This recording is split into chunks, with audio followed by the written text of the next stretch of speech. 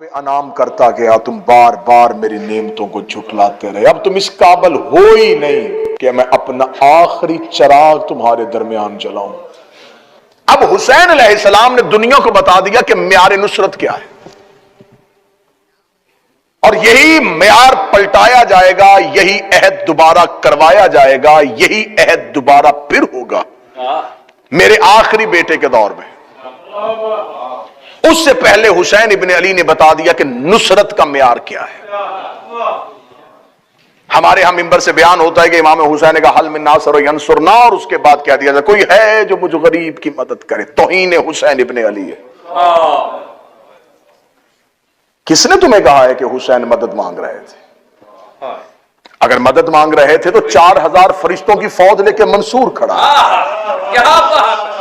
جنات کا لشکر لے کے جعفر کھڑا ہے، زمین پاؤں چوم چوم کے پھٹنے کے لیے کہہ رہی ہے، آسمان ٹوٹنے کے لیے کہہ رہا ہے، ہوا چلنے کے لیے کہہ رہی ہے۔ تو مدد مانگ رہے تھے تو جب یہ ساری مخلوقات لبیک کہہ رہی تھی تو حکم کیوں نہیں دیا؟ مدد تو تھی نہیں۔ مدد ہوتی ہے ذات کی، نصرت ہوتی ہے مشن کی۔ معیار نصرت سمجھنا ہے تو پہلے نصرت کو سمجھنا پڑے گا۔ معیار نصرت سمجھنا ہے تو پہلے نصرت کو سمجھنا پڑے گا۔ میں یہاں پہ کھڑا ہو کے کہوں کہ مجھے میری اپنی ذات کے حوالے سے کچھ امداد کی ضرورت ہے تو ذات ہے۔ میں ایک عزا خانہ بنا رہا ہوں، اس کے لیے مجھے آپ مومنین کے تعاون کی ضرورت ہے، تو یہ نصرت ہے۔ اور دوسری بات بھی ذہن میں رکھ لینا، یہ جو نصرت کی آواز دی ہے یہ بھی ہر مخلوق کو نہیں دی، ورنہ کون کون سی مخلوق تھی جو مکہ سے چلتی ہوئی پیچھے تک نہیں، حسین نے واپس بھیجے، واپس جاؤ۔ کہاں جا رہے ہو؟ معاہدے میں نام ہی نہیں ہے۔ مجھے معاہدے والے لوگ چاہیے، پیچھے پلٹا دیے۔ نصرت کس چیز کی تھی؟ کبھی اس انداز میں بھی کربلا سنو، کبھی اس انداز میں بھی کربلا کو دیکھو، بیان سر شہادت کی اگر تفسیر ہو جائے، مسلمانوں کا کعبہ روضہ شبیر ہو جائے، کربلا کے ٹیلوں پہ انبیاء کی روحیں کھڑی تھی اور حسین آخری سجدہ ادا کرنے لگے تھے۔ حسین کا یہ نہ ہو کہ میں آخری سجدہ ادا کر دوں تو پھر ان نبیوں میں سے کوئی ایک کہہ دے ہم بھی ہوتے، تو یہ صدا انبیاء کی طرف سے کوئی ہے جو نصرت میں حصہ ڈالنا چاہے؟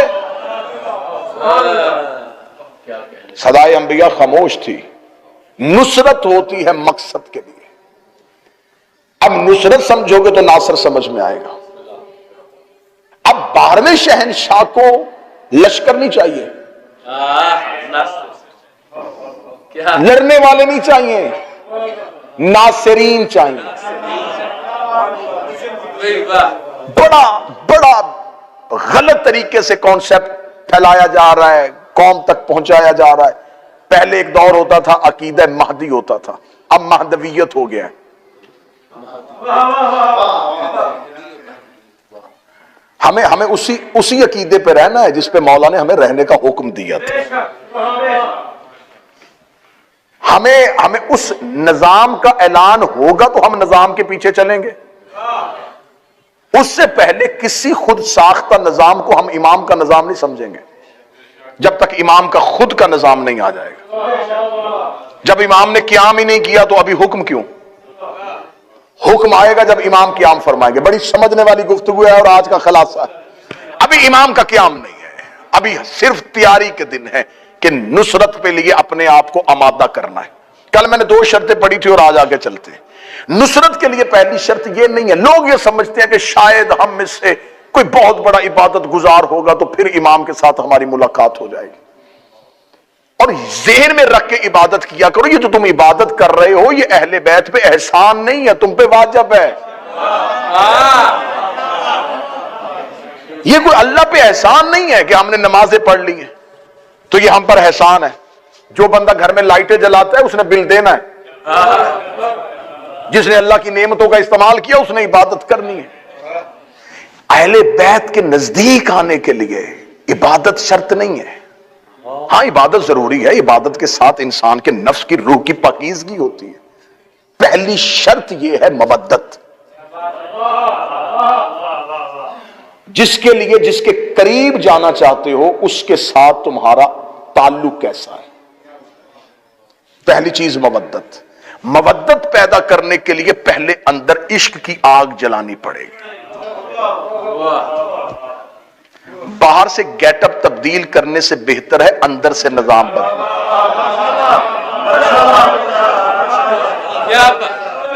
اندر آگ لگے گی تو باہر خود ہی آ جائے گی.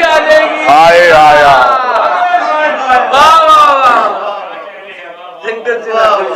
یہ کھوکھلا نظام لوگوں کو دکھانے کے لیے ٹھیک ہے. یہ دنیا کا دیکھنے کے لیے نظام اچھا ہے کہ ہم یہ ہے. ہر انسان خود سمجھتا ہے کہ میں کیا ہوں. جتنی احادیث چاہو گے ممبر پہ پڑھنے کے لیے تیار ہوں. ہر حدیث میں حکم معرفت کا آیا ہے. جس نے اپنے وقت کے امام کی معرفت نہ کی یعرف امام زمانہ نہ ماتا میتتن جاہلیہ. یہاں لفظ محبت نہیں آیا، معرفت آیا. پہچانو پہچانو. جگہ جگہ معصوم نے احادیث میں محبت کرنے والوں کا انعام نہیں بتایا، معرفت کرنے والوں کا. اب معرفت کیا ہے؟ پہچاننا اور ہے، جاننا اور ہے. چلے میں بڑی آسانی سے بڑی دو تر میں، ساری دنیا کے لوگ اسلام آنے سے پہلے اللہ کو جانتے تھے، پہچانتے نہیں تھے. انہیں پتا تھا کہ کوئی ہے جو پتھر میں کیڑے کو رزق دیتا ہے، جو کوئی ہے جو سورج نکال رہا، کوئی ہے. تو انہوں نے اپنے اپنے تصور کے مطابق اپنا اپنا خدا بنا لیا. جو جس سے ڈرتا گیا اسے سجدہ کرتا گیا. یہ انسان کے ذہن میں خدائی کا جو تصور ہے وہ خوف کی بنیاد پہ. ہم میں سے ہر کوئی اپنے ذہن کے بنائے ہوئے خدا کو پوج رہا ہے. ہر انسان کے دماغ میں ایک خود ساختہ خدائی کا تصور ہے.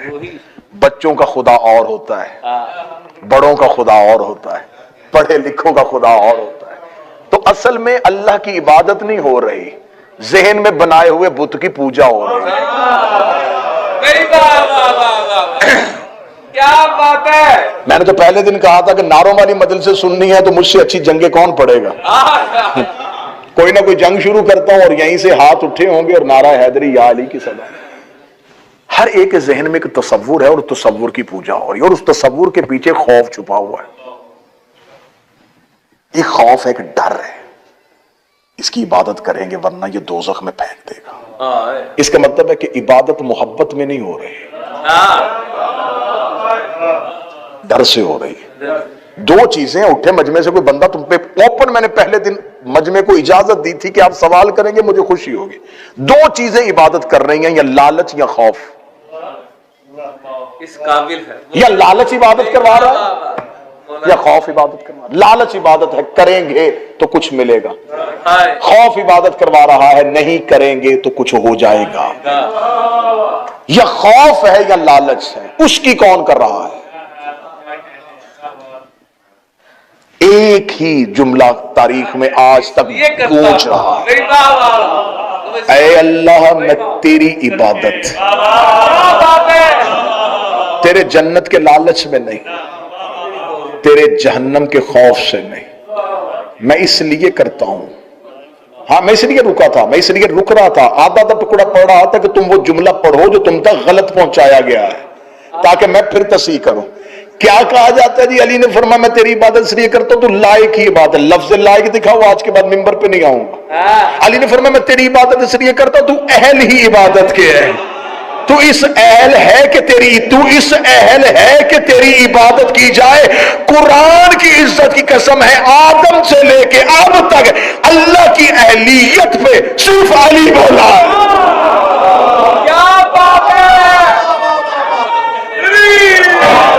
صرف علی ہے جس نے اللہ کی اہلیت پہ بات کی.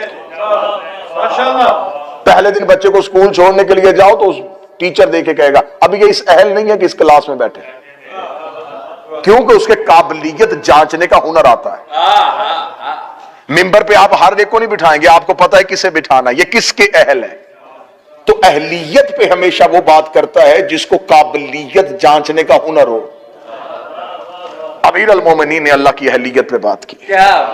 تو یہاں عبادت ہے کس کی ہو رہی ہے؟ یہاں لالچ کی ہو رہی ہے یا خوف کی ہو رہی ہے؟ محبت کی تو ہو نہیں رہی ہے، سجدہ محبت تو ہو نہیں رہا. معصوم کی حدیث التوحید سے پڑھنے لگا ہوں، شیخ صدوق نے اس کو نقل. بسم اللہ بسم اللہ. میرے چھٹے شہنشاہ فرماتے ہیں اللہم صلی اللہ محمد. صلی علی محمد. تم میں سے ہر کوئی اسم کی عبادت کر رہا ہے. مولا فرماتے ہیں جو اسم کی عبادت کرتا ہے وہ شرک کرتا ہے، جو صرف معنی کی عبادت کرتا ہے وہ کفر کرتا ہے. جو معنی کی وجہ سے اسم کو جھکتا ہے وہ عبادت کرتا ہے. پھر حدیث سن لینا، پھر سننا. چھٹے شہنشاہ فرما رہے مولا فرماتے جس نے اسم کی عبادت کی اس نے شرک کیا، جس نے اسم چھوڑ کے صرف معنی کی عبادت کی اس نے کفر کیا، جس نے معنی کے ساتھ اسم کی عبادت کی اس نے عبادت کی. اب اس کی وضاحت سننا. اگر کوئی کہے اللہ کی عبادت کر رہا ہوں تو اللہ اسم ہے. کون ہے، کیسا ہے، کہاں ہے، تصور لے کے آؤ گے تو پاگل ہو جاؤ گے.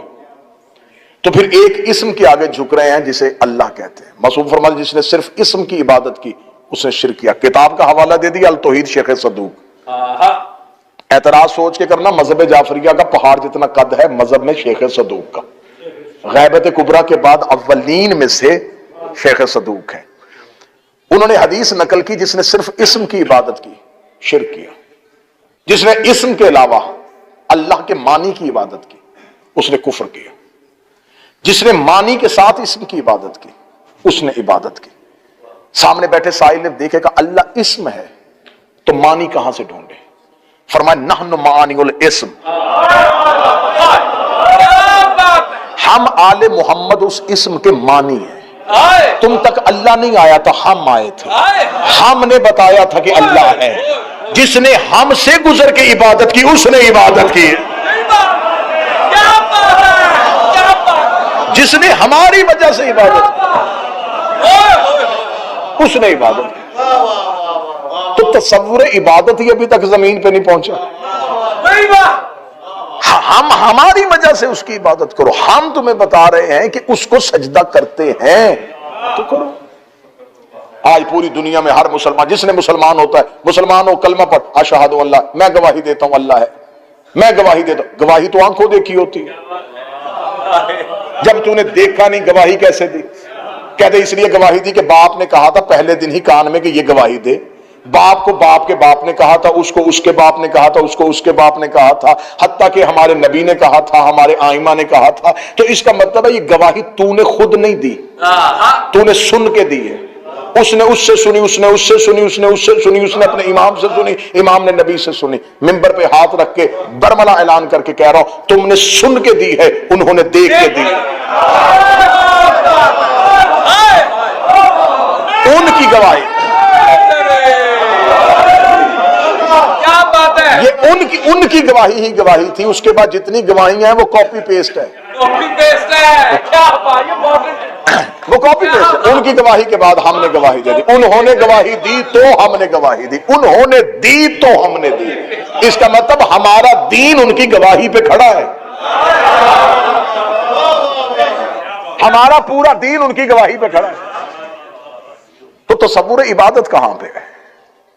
کس کو سجدہ کیا جا رہا ہے؟ کیسے سجدہ کرنا ہے؟ عبادت کا تصور کیا ہے؟ عبادت کا معیار کیا ہے؟ عبادت کہتے کسے ہیں؟ عبادت ہونی کیسے ہے؟ تو عبادت سمجھنے پہلے میں نے کہا کہ جاننا اور ہے، پہچاننا اور ہے. جاننے اور پہچاننے میں فرق. کسی ایک بندے کو باہر سے لے کے آؤ جو مسلمان نہ ہو، اسے کو یہ کیا ہے، وہ کہے گا ایک بک ہے. یہ جاننا ہے. 6 سال کا مسلمان کا بچہ لے کے آؤ، وہ پہلے چومے گا آنکھوں کو لگا کے کہے گا یہ قرآن ہے، یہ پہچاننا ہے. کسی کو باہر سے اٹھا کے لے کے آؤ یہ کیا ہے، وہ کہے گا میز ہے. یہاں سے چھوٹے سے بچے کو سوئے کو اٹھا وہ کیا ہے، وہ کہے گا ممبر ہے. جس نے میز کہا تھا اس نے غلط نہیں کہا تھا، وہ جانتا تھا. یہ پہچانتا ہے. جاننا اور پہچاننا.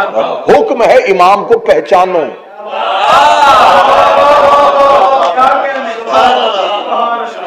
سارے مکے کے لوگ جانتے تھے کہ محمد صادق ہے، امین ہے۔ اسلامیات کی کتابوں میں لکھا ہے کہ وہ امانت نبی کے گھر رکھواتے تھے، نبی سے کہتے تھے، حتیٰ کہ یہاں تک واقعہ اسلامیات کی کتابوں میں ہمارے بچپن میں پڑھایا جاتا، شاید ابھی تک سلیبس میں ہو کہ رسول نے کہا اگر میں تمہیں کہوں پہاڑ کے پیچھے لشکر ہے تو مان جاؤ گے؟ انہوں نے کہا ہم مانیں گے کیونکہ کہہ جو تو رہا ہے۔ اتنا نبی پہ یقین کرتے تھے کہ وہ کہتے تو جو کہے گا ہم مان لیں گے، ہم صادق مانیں گے، ہم امین مانگیں، امانتے تیرے گھر رکھوائیں گے، ہر بات کا فیصلہ تجھ سے کروائیں گے، لیکن تجھے رسول اللہ نہیں کہیں گے۔ فضیلت کا اقرار کرنے سے کوئی فائدہ نہیں ہوا، کیونکہ فضیلت کے اقرار سے فائدہ نہیں ہوتا، حق کے اقرار سے فائدہ ہوتا۔ جملہ سننا اور پھر داد دینا، محمد کو، رسول کو صادق کہنا، امین کہنا، سچا کہنا، یاسین کہنا، طٰہٰ کہنا، مزمل کہنا، مدثر کہنا، یہ میرے نبی کی فضیلتیں ہیں۔ محمد رسول اللہ کہنا یہ میرے نبی کا حق ہے۔ علی کو مشکل کشا ماننا، علی کو حاجت روا ماننا، علی سے منتیں مانگنا، علی سے مدد مانگنا، علی کو اپنا سب کچھ ماننا، یہ علی کی فضیلت ہے۔ علی ولی اللہ، علی کا حق ہے۔ جیسے بندہ 1000 فضیلتیں مانے اور محمد رسول اللہ نہ پڑھے تو اسے کوئی فائدہ نہیں ہوتا، علی کے سارے فضائل پڑھے اور علی ولی اللہ نہ پڑھے کوئی فائدہ نہیں ہوتا۔ اس کا مطلب ہے فضیلتوں کے اقرار سے فائدہ نہیں ہوتا، حق کے اقرار سے فائدہ ہوتا ہے۔ آج کوئی بندہ کلمہ پڑھ کے کہے میں سیدہ کو سیدت عالمین مانتا ہوں، نبی کی بیٹی مانتا ہوں، جنت کی عورتوں کی سردار مانتا ہوں، یہ ساری فضیلتیں ہیں، فتح زہرا کا آقا۔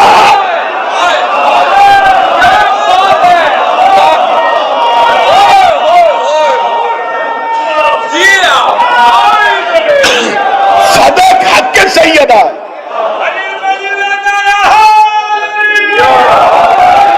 یہی وجہ ہے کہ سیدہ نے دربار میں اپنی فضیلت کی آیتیں نہیں پڑھی تھی، اپنے حق کی آیتیں پڑھی۔ کیا بات! بی بی دربار میں کہہ سکتی تھی انما یرید اللہ میرے لیے آئی ہے، آیا مباہلہ میں گئی تھی، انا اعطیناک الکوثر خدا نے مجھے کہا ہے۔ بی بی نے دربار میں کھڑے ہو کے ایک آیت بھی فضیلت کی نہیں پڑھی، ساری آیتیں اپنے حق کی پڑھی۔ فضیلتوں کو جانا جاتا ہے، حق کو پہچانا جاتا ہے۔ اب ہم نے دیکھنا ہے کہ اہل بیت کا حق کیا ہے۔ میں نے 4 یا 5ویں مجلس میں کہا تھا کہ زیارت حضرت عباس میں جملہ ہے مفاتی سے لے کے حضرت عباس کے ذری پہ پڑھی ہوئی زیارت کی کتاب تک، چھٹے امام کہتے ہیں اللہم ولعن من جہل حق، اللہ لعنت کرے اس پہ جس نے عباس کے حق کو نہیں پہچانا۔ تو شرط پہچاننا ہے۔ سب سے پہلی چیز یہ ہے کہ تم اپنے وقت کے امام کو جان رہے ہو یا پہچان رہے ہو۔ جب امام حسین علیہ السلام نے مدینہ چھوڑا تو کیا عرب کے لوگ نہیں جانتے تھے یہ رسول کا بیٹا ہے؟ چھوڑو عرب کے لوگوں کو، جو سامنے قاتل کھڑے تھے وہ نہیں جانتے تھے یہ ابن رسول اللہ ہے، قرآن کی آیتیں ان کے گھروں میں آئی ہیں، یہی منزل وحی ہیں اور یہی سب کچھ ہے۔ وہ جانتے تھے، جو حسین کے خیمے میں بیٹھے تھے وہ پہچانتے تھے۔ جاننے والے کلمہ پڑھ کے بھی لعنتی ہو گئے۔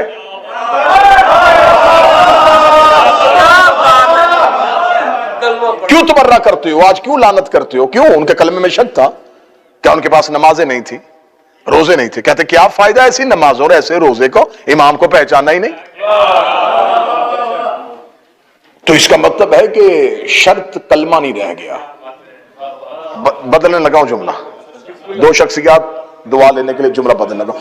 10 محرم 61 ہجری سے پہلے دین شرط تھا مسلمان کی، 10 محرم 61 ہجری کے بعد اب دین شرط نہیں، حسین شرط ہے۔ اب بولے کوئی بندہ جس کا حق بنتے وہ بولے۔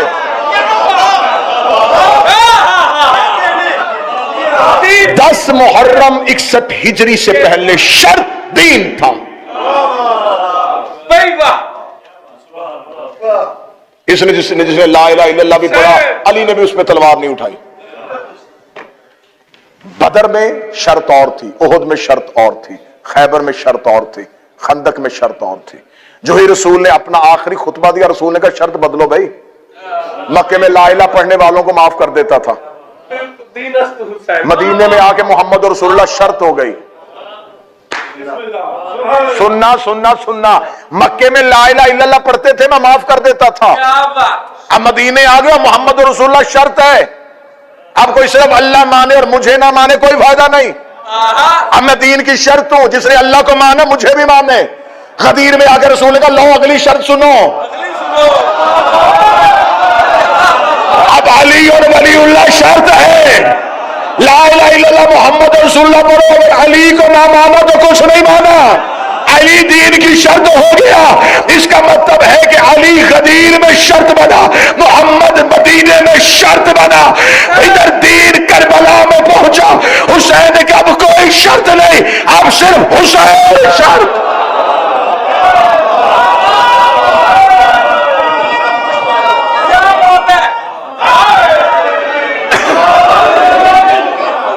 حسین لا الہ کی شرط ہے، حسین محمد رسول اللہ کی شرط ہے، حسین علی ولی اللہ کی شرط ہے۔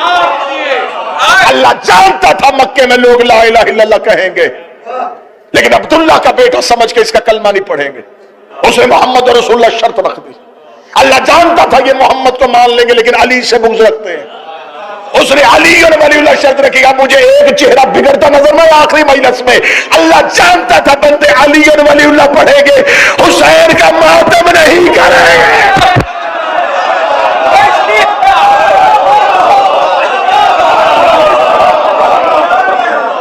اس نے حسین شرط رکھ دی، حسین شرط ہے۔ اب کوئی کھڑا ہو کے کہے نا عزاداری ہمیں کیا دیتی ہے،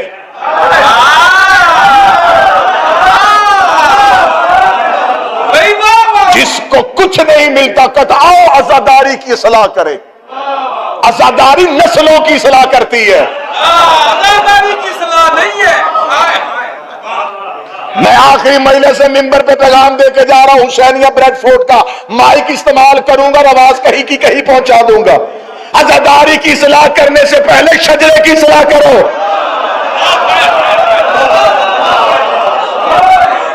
ریکارڈ درست کرواؤ، کہیں نہ کہیں کوئی کڑی ٹوٹی ہوئی ملے گی۔ جو اٹھتا ہے عزاداری کو اصلاح کی ضرورت ہے، عزاداری کو اصلاح کی ضرورت ہے، عزاداری کو تجھے اصلاح کی ضرورت ہے۔ کون سی عبادت ہوتی ہے جو قمیض اتار کے ہوتی ہے؟ حج نہیں دیکھا؟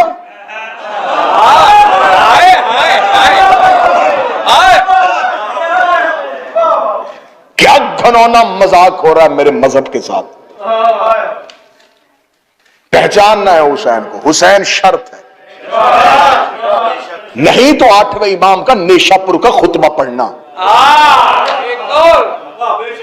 فرمان لا الہ الا اللہ حسنی فمن دخل حسنی امن عذابی، لا الہ کلا ہے۔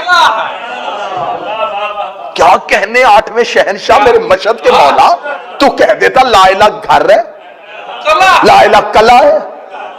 گھر کا دروازہ ہر کسی کو پتا ہوتا ہے، کلے کا دروازہ ہر کسی کو نہیں پتا ہوتا۔ رسول کے بیٹے کا لا الہ الا اللہ کلا ہے، جو اس میں داخل ہو گیا وہ اللہ کے عذاب سے بچ گیا۔ اس حدیث کو کہتے ہیں حدیث سلسلۃ الذہب۔ اس حدیث میں امام نے حدیث پڑھنے سے پہلے حدیث کی سند پڑھی ہے، خطبہ تشریف فرما ہے، علماء تشریف فرما ہے۔ جب ہمارے ہاں حدیث پڑھی جاتی ہے تو علم الرجال کی بحث میں اس کی سند پہ بحث ہوتی ہے۔ بھئی حدیث ٹھیک ہے، بتاؤ کس سے لی ہے؟ وہ کہتے ہیں اس نے کس سے سنی، اس سے، اس نے کس سے سنی، اس سے۔ نا نا نا نا، یہ جو تیسرے نمبر پہ آیا نا محدث، یہ راوی، یہ ٹھیک نہیں ہے، حدیث مشکوک۔ ایک کڑی میں بھی ایک ہلکا سا بھی شک آ جائے تو علم حدیث کی 7 قسمیں ہیں، شاذ ہے، مرسل ہے، متواتر ہے، ضعیف ہے، ثقہ ہے۔ یہ جو علم حدیث کے قوانین جانتے ہیں ان کو پتا ہے کہ حدیث کو کس معیار پہ رکھنا ہے۔ بالکل ساری کی ساری حدیث کی سندیں ٹھیک آ رہی ہوں، وہ کہتے ہیں یہ سند مضبوط ہے، مستند ہے، سند بڑی ٹھیک ہے۔ اگر ایک حدیث ہے اس کی راوی نہیں مل رہے لیکن وہ حدیث اتنی پڑھی گئی ہے کہ ہر جگہ پہ کتابوں میں لکھی جا رہی ہے لیکن سند نہیں مل رہی، وہ کہتے ہیں اسے حدیث متواترہ کے طور پہ پڑھو، یہ دہرائی جا رہی ہے لیکن سند نہیں مل رہی۔ کیونکہ شیعہ مذہب تلواروں کے نیچے سے نکل کے آیا ہے. تقیہ کے دور میں لکھی ہوئی حدیثیں، اس وقت میں لوگ سند نہیں لکھتے تھے، سند لکھتے تھے تو اگر سند لکھتے تھے تو جس نے روایت کی تھی وہ مارا جاتا. یہ شیعہ مذہب کی اگر آپ تاریخ پڑھیں گے تو لہو سے بھری ہوئی تاریخ ہے. ایک حدیث دوسرے شیعہ تک پہنچانے کے لیے میلوں کا سفر کرتے تھے اور کانوں میں جا کے بتائی گئی حدیث. یار میری قوم کے بچوں صرف اتنا سوچ لو کہ بنی امیہ اور بنی عباس کا یہ 1000 کے لگ بھگ کے دور میں ہر دور کی حکومت نے اس مذہب کو مٹانے کا چاہا اور یہ اتنا پھیل گیا. تو اگر یہ مذہب وارثوں ہی سے لیا جاتا،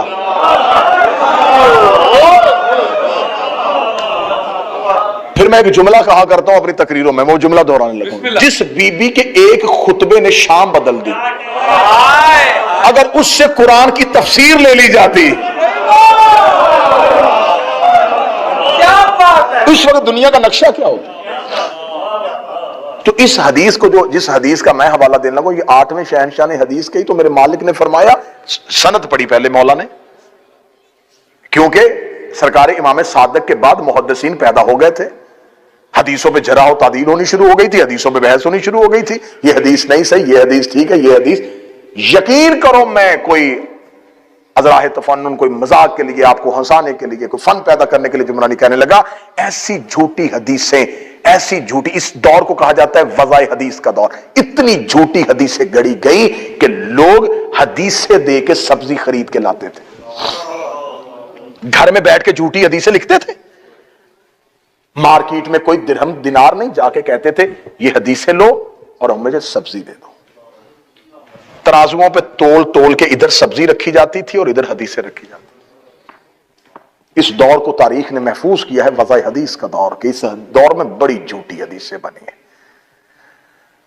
اور اہل سنت نے بھی چھانٹ کے بعد میں آ کے کہا یہ صحیح بخاری.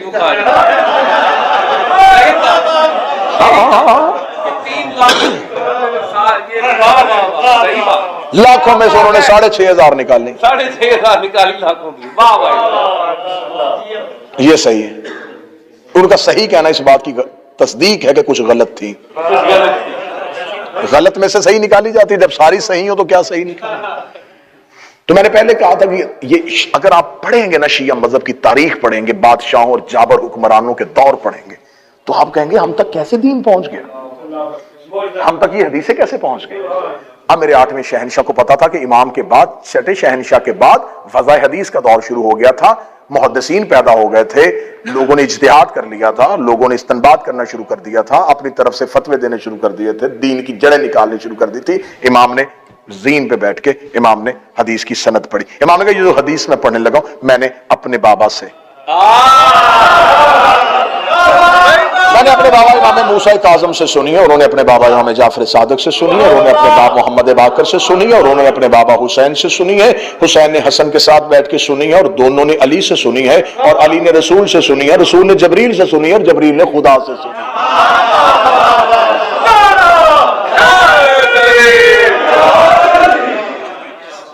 اب یہاں پر مورخین نے لکھا اس حدیث کو سلسلۃ الذہب کہا جاتا ہے. سلسلۃ الذہب کیا؟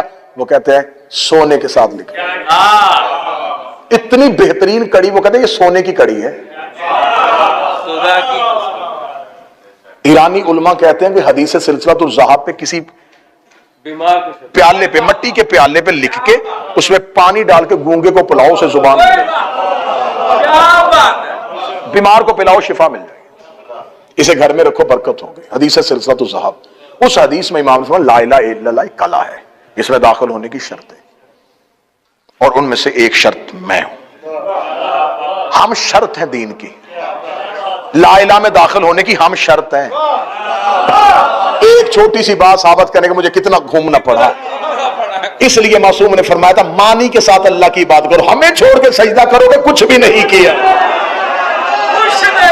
ہم شرط ہے، ہم شرط ہے، ہم شرط ہے، ہم شرط ہے. جس بندے نے 8 دن کی محنت کا اجر دینا، میری آنکھوں میں آنکھیں ڈالا، سر اٹھانا، چہرے پہ مودت علی کی مسکراہٹ لے کے آنا. اب اس بات پہ بحث نہیں کرنی آج کے بعد. علی واجب ہے، اوجب ہے، مستحب ہے، اشکال ہے، مبطل ہے، شریعت کا لفظ ہے، علی دین کی شرط ہے۔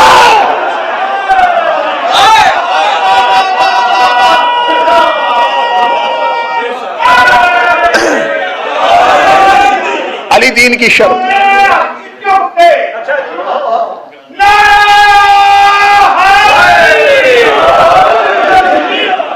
علی دین کی شرط، جیسے وضو نماز کی شرط ہے، جیسے نیت نماز کی شرط۔ شرائط نماز نہیں ہے تو پھر نماز نہیں، شرائط دین نہیں ہے تو پھر دین نہیں۔ 10 محرم 61 ہجری کے بعد بدل گیا اصول، اب حسین دین ہے، اب حسین شرط، اب حسین دروازہ ہے علی ولی اللہ کا، حسین دروازہ ہے محمد رسول اللہ کا، حسین دروازہ ہے لا الہ الا اللہ کا۔ شرط ہو گئی حسین۔ 72 نے شرط کو تسلیم کیا۔ معیار نصرت سمجھنا ہے، آج 2 ڈھائی 3 4 گھنٹے گزر جائیں، چھٹی ہے، کسی نے جانا تو نہیں نا جی، اور دن کا ٹائم ہے، کوئی نہیں ہے، سب اور بڑی اچھی جگہ پہ پارکنگ کر کے آئے ہوئے ہیں، کوئی نہیں ہے نا جی، کوئی خطرہ نہیں۔ یہ شرط ہے۔ اب شرط یہ ہے کہ جسے شرط مانو اس کی معرفت کرو۔ دوسری حاضری ہے آپ کی، 1 دن پہلے ہے تو 1 دن اب، یہ شرط۔ اب ہم ہیں اپنے آخری وقت کے امام کی رعیت۔ لو سب سے پہلا قانون سنو کہ اگر امام کی نصرت پہ آمادہ ہو ہی چکے ہو تو پہلے امام کو شرط مانو۔ پہلے امام کو شرط مانو، ہر کام سے پہلے شرط کو رکھو۔ نماز پڑھنی ہے، امام شرط ہے۔ روزہ رکھنا امام شرط ہے۔ زکوٰۃ دینی ہے، امام شرط ہے۔ خمس نکالنا ہے، امام شرط ہے۔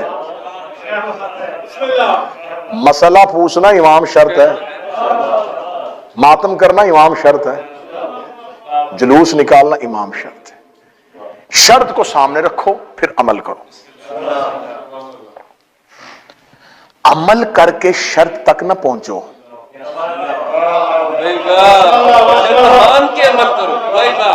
شرط مان کے عمل کرو۔ نصرت کا پہلا معیار۔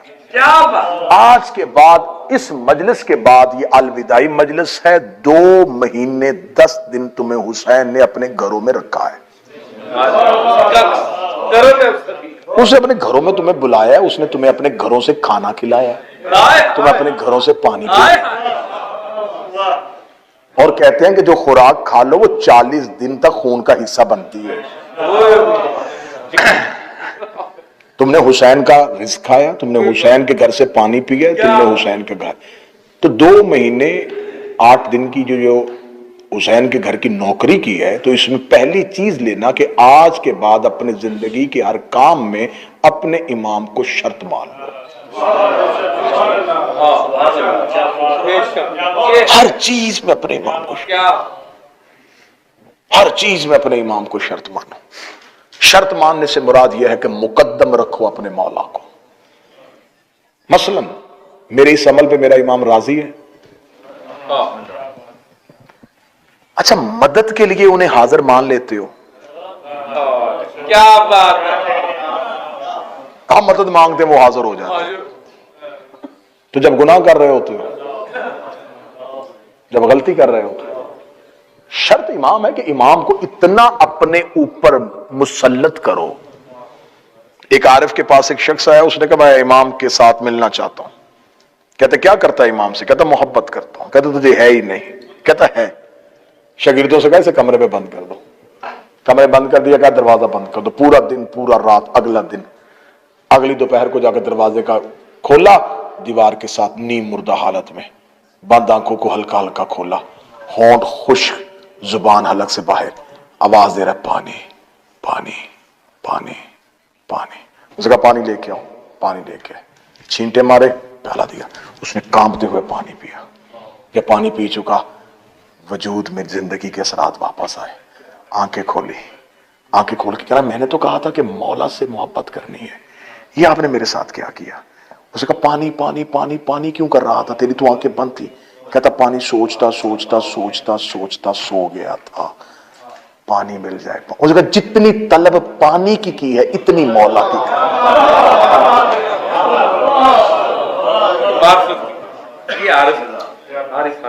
کیا کبھی اپنے مولا سے بھی اتنی مانگ، اس کی بھی اتنی طلب کی ہے؟ جب بھی مشکل میں کہا یا علی مددگار، یا صاحب الزمان ادرکنی صرف مصیبت کی تسبیح کا نام نہیں، سانسوں کی تسبیح کا نام۔ کیا اپنے وقت کے آقا و مولا کو اپنی شرط بناؤ۔ نصرت، بات قبول ہو رہی ہے جی؟ چلیں آگے۔ دوسری چیز، اگر نصرت کے لیے آمادہ ہو چکے ہو تو پہلے جیسے ایک انسان جو ہے، آپ کو ایک ڈاکو آتا اور وہ آپ کو کہتا ہینڈز اپ، نکالو جو کچھ ہے، ہر قیمتی، کیوں وہ قیمتی چیز نکالنے آتا ہے؟ آپ قیمتی چیز نکال دیتے ہیں، وہ آپ کا وجود آپ کو خالی کرتا ہے جو اسے چاہیے ہوتا ہے۔ اس کا کام ہوتا ہے آپ سے چرانا، امام کا کام ہوتا ہے آپ کو دینا۔ تو اپنا آپ اپنے وقت کے امام کے سامنے خالی کرو، ہر چیز اپنے نکال کے اپنے مولا کے آگے فدیہ کر دو اور مولا کو پیش کر دو۔ جان، عزت، مال، اولاد سب وقف امام کے لیے، زبانی دعویٰ نہیں، عملی صورت میں ثبوت دو۔ اپنے امام کے سامنے اپنی تمام چیزوں کو فدیہ کر دو، اپنے آقا و مولا کے سامنے حاضر ہو جاؤ۔ پھر اپنے وقت کے امام کی نصرت کے لیے ایسے آمادہ ہو جاؤ کہ ہر لمحے آواز کا تلاش کرو، کسی بھی لمحے آواز کان میں آئے گی کہ میں آ گیا ہوں۔ عرب کا ایک شخص گھوڑے پہ بیٹھ کے نقاب پہن کے چوک میں آ کے کھڑا ہو جاتا تھا، لوگ پوچھتے تھے کیوں کھڑا ہوتا ہے روزانہ آ کے؟ کہتا امام آ گیا تو سواری ڈھونڈوں گا تو امام کے پاس جاؤں گا، اس لیے گھر سے تیار ہو کے آ جاتا۔ لوگوں نے سمجھا پاگل ہو گیا، مخبوط الحواس ہو گیا۔ ایک دن نوجوانوں نے آ کے مذاق کہا تو یہاں کھڑا ہے، پہاڑی کے پیچھے امام آ گئے۔ کتابیں کہتی گیا اور واپس نہیں آیا۔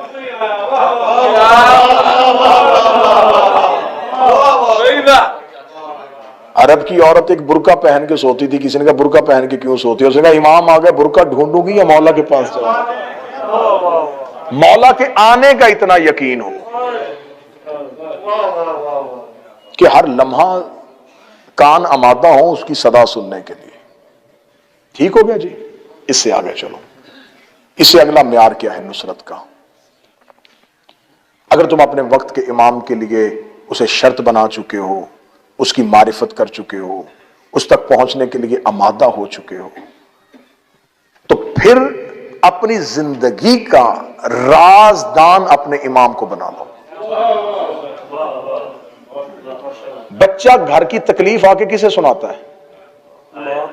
ماں باپ کو، بڑے کو۔ جو جس سے بڑا ہوتا ہے چھوٹا بڑے کو تکلیف سناتا ہے۔ امام کو بڑا مان لو۔ کیا بات ہے! اس آج کے دن کے بعد اس ایک چیز پہ عمل کر کے مجھے 10 12 14 15 دن بعد فون کر کے بتا دینا کہ اس عمل کے بعد ہماری زندگی سہل ہو گئی ہے۔ اپنی ہر تکلیف اپنے مولا کو سنانی شروع کر دو، لوگوں کے سامنے ہاتھ پھیلانا بند کر دو، رشتہ داروں کو تکلیفیں سنانی چھوڑ دو، مذاق کرتے ہیں، ہم درد تم سے سن لیتے ہیں، کوئی ہمدردی نہیں کرتے، کوئی تمہاری تکلیف نہیں بات۔ اپنے دل کی زبان اپنے امام کے سامنے کھولو، وہ آمادہ ہے سننے کے لیے، تم سنانے کے لیے آمادہ نہیں۔ آخری شرط سنو اور میں سلام کروں۔ کسی ماں باپ کا بیٹا گھر شام کو نہ آئے، سو جاتے ہیں، بہن کا بھائی نہ آئے، بچوں کا باپ نہ آئے۔ کتنے سال ہو گئے تمہارے امام کو غیبت میں گئے؟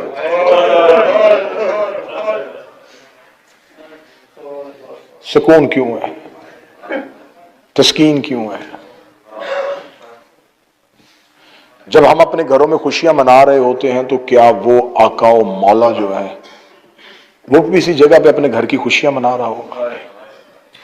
کیا تمہارا یقین ہے کہ وہ کہیں نہ کہیں بیٹھ کے رو رہے ہو؟ مجھے مالک حسین کی قسم ہے، یہ حسین کا محرم، یہ عزاداری 12ویں کے لشکر میں جانے کا تربیتی کورس ہے۔ یہ عزاداری رسم نہیں ہے، یہ نظام ہے امام کا۔ آ جاتے ہو، سب سے پہلا کام تمہیں عزاداری کیا دکھاتی ہے؟ جو کام مسجد میں نماز کی صف نہیں کرتی وہ حسین کی عزاداری کرتی ہے۔ یہاں بغیر فرق کے بٹھا دیا جاتا ہے۔ میں نے جملہ کہا تھا، میں غلط کہوں تو مجھے ٹوکنا، میں نے مسجد کی صفوں میں یہ تفریق دیکھی ہے۔ آگے کھڑے ہیں اور پیچھے کوئی امیر بندہ آ گیا تو پیچھے سے کوئی آواز دے کر بھائی آگے سے بچے کو پیچھے بھیجو، آپ آگے جائیں۔ ایسا ہے یا نہیں ہے؟ اسے بلاؤ، اسے بلاؤ، صفیں باندھی جاتی ہیں۔ پیچھے کوئی اہل علم آ گیا، آپ آگے آئیں۔ بزرگ آ گیا، آپ آگے آئیں۔ بیٹا پیچھے چلے جاؤ، انہیں آگے آنے دو۔ بیٹا تم ادھر چلے جاؤ، انہیں پیچھے کھڑے ہونے دو۔ حسین کی مجلس میں نہیں ہے۔ غریب سب سے آگے بیٹھ جائے گا، امیر سب سے پیچھے بیٹھ جائے گا۔ یہاں زمین پہ بٹھایا جاتا ہے تاکہ انسانی غرور کا خاتمہ ہو، انسان کا تکبر مٹ جائے۔ علی فرماتے ہیں کہ زمین پہ بیٹھنے والا اس سوچ کے ساتھ بیٹھے کہ وہ گرتا نہیں ہے۔ ہمیشہ انسان اونچائی سے گرتا ہے۔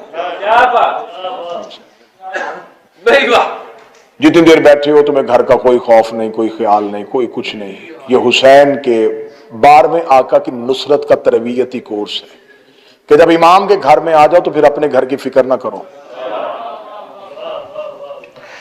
آخری بات کہنے لگا ہوں، اسی بات کو پورا خلاصہ سمجھنا۔ اگر 2 مہینے 8 دن حسین کے گھر رہے ہو تو اب اپنے گھروں کو واپس جا رہے ہو تو حسین کو اپنے گھر لے کے جانا،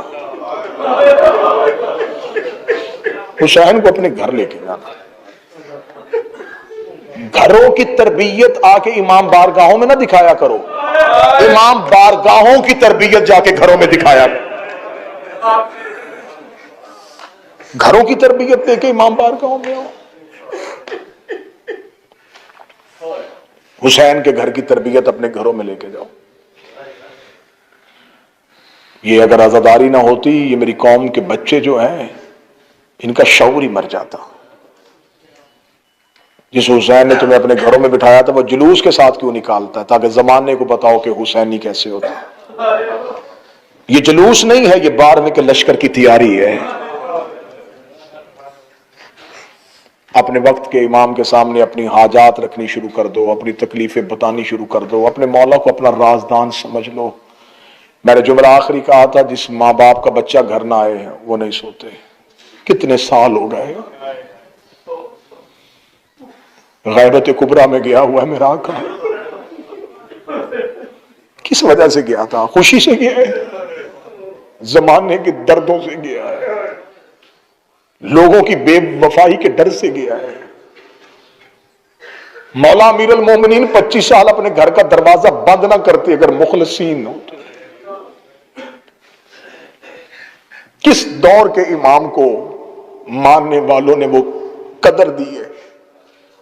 سب سے زیادہ تعداد کریم کربلا کو ملی ہے 72۔ یہ 72 مخلص علی کو مل جاتے قیام کر دیتے، مولا حسن کو مل جاتے قیام کر دیتے، جنہوں نے کائنات میں سب کچھ بانٹا، کوئی تلوار سے، کوئی زہر سے، کوئی زندانوں میں۔ 11 حجتیں اللہ نے زمین پہ بھیجی اور خدا نے کہا میں نے چاہا تھا کہ تم میری قدر کرو۔ فَبِأَيِّ آلَاءِ رَبِّكُمَا تُكَذِّبَانِ، میں بار بار تم پہ انعام کرتا گیا، تم بار بار میری نعمتوں کو جھٹلاتے رہے۔ اب تم اس قابل ہو ہی نہیں کہ میں اپنا آخری چراغ تمہارے درمیان جلاؤں، وہ توحید کے فنوس کے اندر جلایا ہوا ہے۔ بڑی جلدی ہے اسے انتقام حسین کی، ہائے ہائے حسین، بڑی جلدی ہے اسے انتقام زہرا ہائے کی۔ حسین۔ سطر کہوں گا جہاں جہاں سید بیٹھا ہے ہائے کی آواز ضرور نکلے گی۔ حضرت عباس نے چند گھنٹے صبر کیا تھا، 12واں کئی سالوں سے صبر کر رہا۔ آخر حضرت عباس نے کہا تھا مولا یا لڑنے دیجئے یا پھر مرنے دیجئے، مجھ سے یہ حالت اب دیکھی نہیں جاتی، بس اسی کو نصاب عشق سمجھنا، اسی ہی کو درس سمجھنا، اسی کو مجلس سننا، اسی کو پیغام سمجھنا۔ تم گھروں کو جا رہے ہو اور زینب شام چلی۔